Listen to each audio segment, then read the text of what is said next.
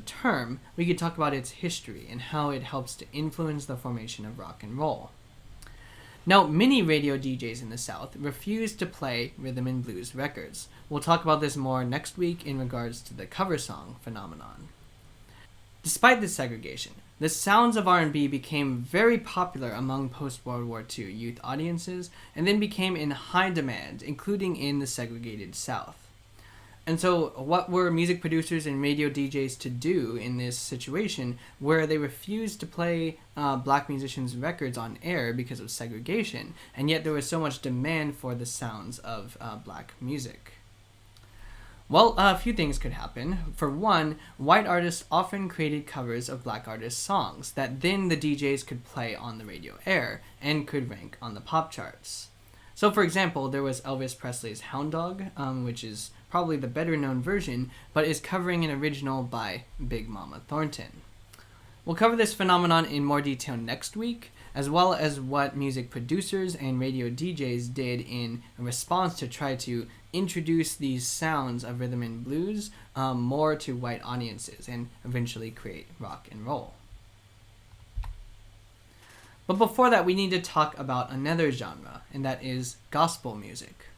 Gospel is another one of these umbrella terms that tends to refer to music of Black American Christian churches. Now, well-known singers such as Sam Cooke, Al Green, and Aretha Franklin got started by singing in their churches, singing gospel. So black churches become sort of this factory for producing very talented musicians, and the gospel musical style is a key influence to that. Now, Thomas A. Dorsey is known as the father of gospel music. He started as a blues pianist, so originally on the secular end, and then brought those sounds into the sacred religious setting.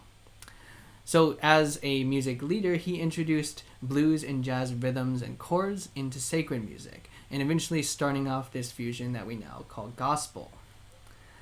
Now, this wasn't always readily accepted in Dorsey's time, but he responded to critics who said that he was bringing in a secular and morally detrimental influence of blues into the church halls.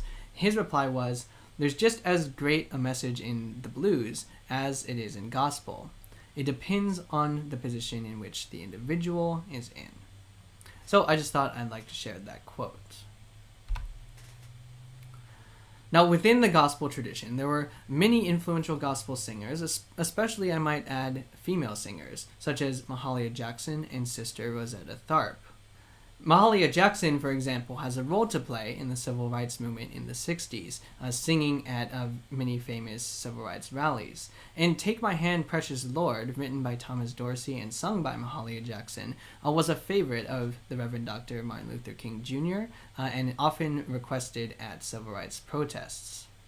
Now, the overarching point I want to make here is that there was never a strict divide between sacred and secular musical styles among black communities and musicians.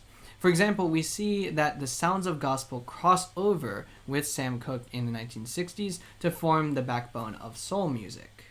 A great example of this is Sister Rosetta Tharpe, who you'll learn more about in a documentary this week. Her assertive electric guitar playing, her virtuosic riffs, were strong influences on Elvis Presley, Chuck Berry, and many other rock guitarists, including Keith Richards and Pete Townsend of the Rolling Stones and The Who, respectively. And her gritty vocal delivery was an influence on Johnny Cash's own vocal delivery. And the subject matter of Sister Rosetta Tharpe's songs was wide-ranging and didn't stay boxed into a sort of religious mode. No, she talked about things ranging from social justice to sexuality to female empowerment and many other themes, which just all combines into this gospel soup in her music.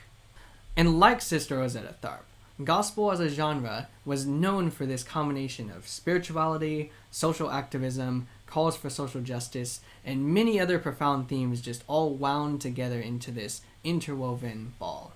And this great musical tradition from Black American musical communities would then go on to influence the formation of rock and roll. Alright, this should give you enough of an overview to understand the other materials in this week. I will be seeing you in next week's Soundbites video. So bye-bye for now.